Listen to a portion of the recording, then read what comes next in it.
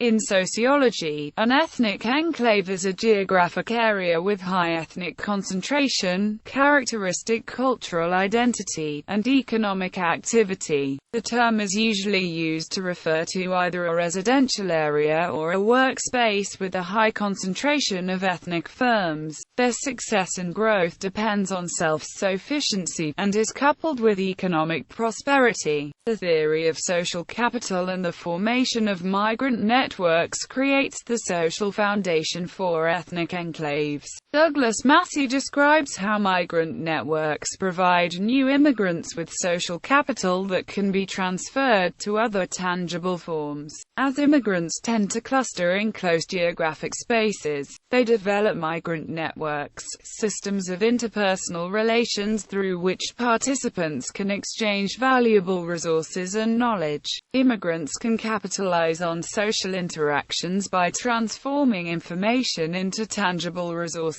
and thereby lower cost of migration. Information exchanged may include knowledge of employment opportunities, affordable housing, government assistance programs and helpful NGOs. Thus, by stimulating social connections, ethnic enclaves generate a pool of intangible resources that help to promote the social and economic development of its members. By providing a space for co-ethnics to create potentially beneficial relations, ethnic enclaves assist members in achieving economic mobility. Enclaves create an alternative labor market that is ethnic-specific and does not demand social and cultural skills of the host country. By eliminating language and cultural barriers, enclave economies employ a greater proportion of co-ethnics and speed the incorporation of new immigrants into a bustling economy. By increasing employment opportunities and facilitating upward mobility, studying ethnic enclaves helps to explain the success of some immigrant groups.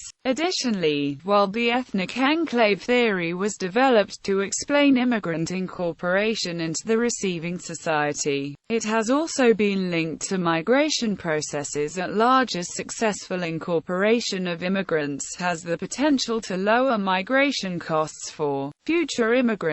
An example of chain migration. Despite their immediate benefits, the long-term implications of participation in an ethnic enclave are a topic of debate. Enclave economies have been linked to a glass ceiling limiting immigrant growth and upward mobility, while participation in the enclave economy may assist in achieving upward mobility through increased availability of employment opportunities in the enclave labor market. It may also impede acquisition of host country skills that benefit the immigrant over the long run. Latency in learning the language and social norms of the receiving country constrains immigrants to activity within the enclave and secludes them from the larger receiving context. Opportunities available to mainstream society can thus be out of reach for immigrants who lack both the knowledge of these services and the ability to access them. Thus, the accelerated path toward economic mobility that lures new immigrants into enclave economies pose a challenge to potential success. Integration into an ethnic enclave may delay and even halt assimilation to the host society, preventing the immigrants from benefiting from mainstream institutions. History. Historically, the formation of ethnic enclaves has been the result of a variety of socio-economic factors that draw immigrants to similar spaces in the receiving country. The lack of access to economic capital and of knowledge regarding residential neighborhoods can constrain newly arrived immigrants to regions of affordable housing. Social dynamics such as prejudice and racism may concentrate co-ethnics into regions displaying ethnic similarity. Housing discrimination may also prevent ethnic minorities from settling into a particular residential area outside the enclave. When discussing the ethnic enclave as defined by a spatial cluster of businesses, success and growth can be largely predicted by three factors. These factors include 1. The size and population of the enclave, 2. The level of entrepreneurial skills of those in the enclave, and 3. The Availability of capital resources to the enclave. Successful enclaves can reach a point where they become self-sufficient, or institutionally complete, through the supply of new immigrants and demand of goods offered in the market. They only reach this point after first supplying for the needs of co-ethnics and then expanding to meet needs of those in the larger market of the host society. The term ethnic enclave arose in response to a publication by Alejandro Ports and Kenneth Wilson in 1980. Ports and Wilson identified a third labor market in which Cuban immigrants in Miami took part, instead of entering the secondary labor market of the host society. Ports and Wilson discovered that new immigrants tended to become employed by co-ethnics running immigrant-owned firms, the collection of small immigrant enterprises providing employment to new immigrants was defined as the enclave economy. Theories. Enclave economy hypothesis. Observations of the Cuban ethnic enclave economy in Miami led Alejandro Ports and Kenneth Wilson to conclude that participation in an enclave economy provided immigrants with an alternative, speedy option to achieve economic mobility in a host society. The discourse pioneered by Ports and Wilson produced the construct for a body of literature that came to be known by the ethnic enclave hypothesis. While never empirically defined, the term ethnic enclave began to be widely used to represent two distinct definitions, that of an enclave economy and that of a residential area of high co-ethnic concentration. The most fundamental concept within the enclave hypothesis is that of social capital, which lays the foundation for the establishment of migrant networks and the advantages associated with them. Cumulative causation. With the rise in globalization and ease of international transportation, patterns of immigration show the role of ethnic enclaves for contributing to increased migration over time. New immigrants unintentionally lower costs for future immigration of co-ethnics by pooling together resources for themselves, thus by achieving mobility in the receiving country themselves. Immigrants create a social structure that makes it easier for future immigrants to become upwardly mobile. According to Douglas Massey, networks build into the migration process a self-perpetuating momentum that leads to its growth over time. In spite of fluctuating wage differentials, recessions, and increasingly restrictive immigration policies, ethnic enclaves thus contribute to continued immigration by providing co-ethnics with a space to make connections that ultimately lower migration costs and promote economic mobility. Many worn paths taken by former immigrants are made accessible to enclave members, making immigration easier to future generations. By generating further immigration, migration leads to its own cumulative causation over time. Modes of incorporation. An approach that analyzes ethnic enclaves and the members by their modes of incorporation is preferred to a neoclassical model, which states that the economic success of immigrants depends on the education, work experience, and other elements of human capital that they possess. Sociologists have concluded that these factors do not suffice in explaining the integration and success of immigrants measured by occupational mobility and earnings. Social. Upon arrival to a foreign country, immigrants face challenges in assimilation and integration processes and thus experience different modes and levels of incorporation within the host society. Many factors influence the level of ease of challenge experienced by immigrants as they make the transition and undergo physical, social, and psychological challenges. The segmented assimilation model notes that there can exist a consciously pluralistic society in which a variety of subcultures and racial and ethnic identities coexist. One influential factor in an immigrant's journey is the presence of relatives or friends in the receiving country. Friends and family, making up a kinship network, who are willing to help the newcomers can be classified as a type of capital commonly referred to as social capital. Upon arrival, many immigrants have limited and no access to human capital, and thus rely heavily on any available source of social capital. The cost to immigration is large. However, this burden can be shared and thus eased through an immigrant's access to social capital in the receiving country. Kinship networks in the receiving country can provide aid not only for the physical and economic needs of immigrants, but also for their emotional and socio-psychological needs.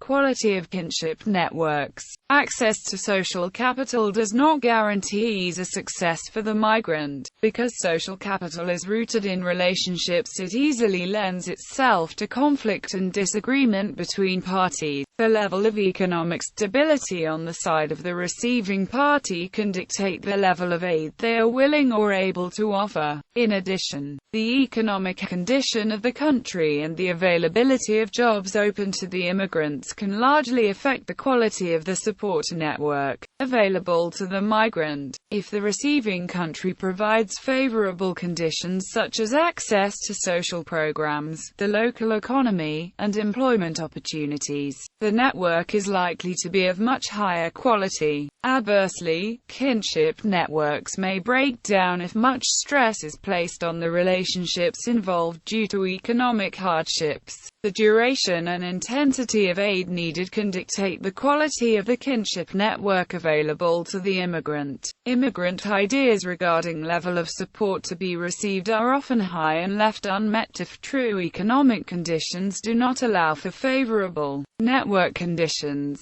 Shared norms and relational ties can also lead to obligatory ties, which some scholars, such as Sang and Inkpen, argue restricts an individual's willingness to explore opportunities outside of the network. Ethnic identity. Methods of assimilation and access to social capital vary between and even within ethnic groups. A variety of factors can influence individuals' ethnic identities, including their social class background and the social networks available to them, as theorized by sociologist Mary C. Waters. The involvement level of parents in ethnic organizations or activities heavily influences the development of their children's ethnic identities. This is important to note, as second-generation immigrants must actively work to identify themselves with their ethnic group.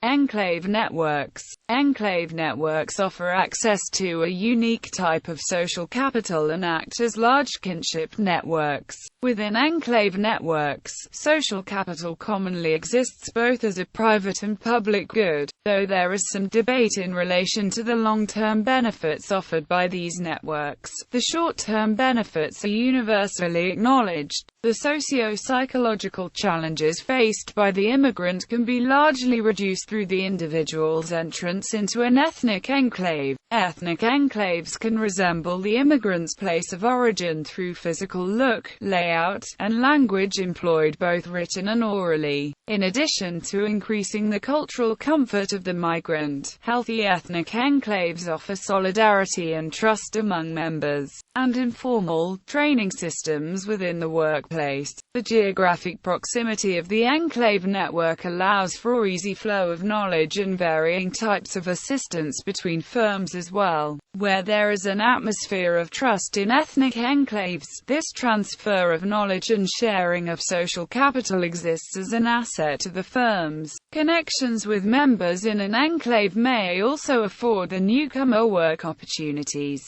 Immigrants may also receive informal training regarding the customs and practices of the larger culture outside of the enclave and help navigating challenges in many areas of everyday life. Social hostility may be a challenge faced by immigrants in their host society. Therefore, to avoid this factor, ethnic enclaves provide a haven where economic success may still be achieved. Economic. The processes of enclave economies can only be fully understood through a sociological perspective that considers economic sociology and the Sociology of immigration. Ethnic enclaves generate a pool of social capital through which members can access resources that lower the cost of migration. Economic assistance through enclave membership takes the form of job opportunities, loans for small businesses, and other forms of economic assistance. Small ethnic firms within the enclave provide new immigrants with immediate access to economic opportunities by subverting the secondary sector of the economy and creating numerous low-wage jobs that are easily accessed by members. The barriers of entry into the enclave economy are significantly lower due to the ethnocentric nature of businesses and firms. Goods and services tend to be offered in the language of that enclave. Additionally, social and cultural norms specific to the host country are not required of employees in the enclave economy. Thus, the ethno-specific nature of enclave economies makes them attractive to new immigrants who lack the social and cultural skills necessary to integrate into the mainstream economy. Entrance into the enclave economy is dependent upon the conditions of incorporation experienced by the individual. Unfavorable modes of incorporation into the host society provide incentives for immigrants to enter the informal economy. Discrimination, hostility and lack of resources may encourage immigrants to enter into informal forms of employment for survival. Ethnic enclaves are rich in informal activities, as the entrepreneurial services making the core of the enclave's founding were historically informal ventures. Informality proves favorable for immigrant entrepreneurships, allowing them to bypass costly regulations. Additionally, the scope of employment for immigrants is greatly widened by the availability of informal jobs in the enclave economic sector. The informality of the enclave economy is also a reason for risk and fraud. Informal activities are constantly under risk of detection by the formal sector, which has a negative effect on job security. Furthermore, due to the absence of legal framework, immigrant laborers often remain silent about various forms of exploitation. The most common form of labor exploitation in immigrant economies is unpaid labor. Undocumented immigrants are especially afraid to report violations of labor laws and exploitation. Political, civic, government policy toward immigrants is the first mode of reception to the receiving country. Governments generally enforce measures to reduce the amount of unwanted immigrants which may potentially pose a burden on the receiving society and economy. The granting of different statuses and visas to immigrant groups affects the type of reception immigrants will receive. Aside from immigration control policies, some governments also impose measures to accelerate social and political incorporation of new immigrants, and to stimulate economic mobility. Wayne Cornelius studies two central theses regarding institutional response to increased movement of people across transnational borders. The first of these is the gap hypothesis, which describes the dissonance between official immigration policies and real policy outcomes. Policy gaps are the result of unintended consequences and inadequate enforcement by the receiving society. Many reasons can explain unintended consequences of immigration policy. Governments with undefined or ambiguous stances toward immigration may propagate unintended consequences, and the reliance on flawed policies can further reduce the efficacy of institutional measures. Furthermore, political incoherency policy poses a greater challenge for the incorporation and enforcement of effective measures. A negative public opinion toward immigrants is a good measure of significant policy gaps in the receiving government. However, special interest groups may also constrain political responses to immigration. This is especially true in liberal democracies, where lobbying by powerful employer groups, religious groups, ethnic and immigrant advocacy groups, and even labor unions leads governments to adopt more expansionary immigration policies. Even when the economy goes bad and general public opinion turns hostile to immigrants. Furthermore, 4. Governments and special groups in the immigrant-sending country may align themselves with pro-immigration lobbyists in the receiving country. Thus, the policy-making process is complicated by involvement of multiple factions. The second thesis studied by Wayne Cornelius is the Convergence Hypothesis, which describes the growing similarity of political responses to immigration among immigrant receiving countries. These similarities fall into the policies that their governments have adopted to control immigration, policies designed to integrate immigrants into host societies by providing them with social services as well as political, economic, and social rights, and attitudes toward immigrants and immigration policy preferences among general publics. Ethnic groups receive various levels of reception by the host society for various reasons. In general, European immigrants tend to encounter little resistance by host countries, while tenets of racism are evinced by widespread resistance to immigrants of color. Political incorporation into the host country is coupled with adoption of citizenship of the host country. By studying the diverging trajectories of immigrant citizenship in Canada and the U.S., Irene Bloemrad explains that current models of citizenship acquisition fail to recognize the social nature of political incorporation. Bloemrad describes political incorporation as a social process of mobilization by friends, family, community organizations and local leaders that is embedded in an institutional context shaped by government policies of diversity and newcomer settlement.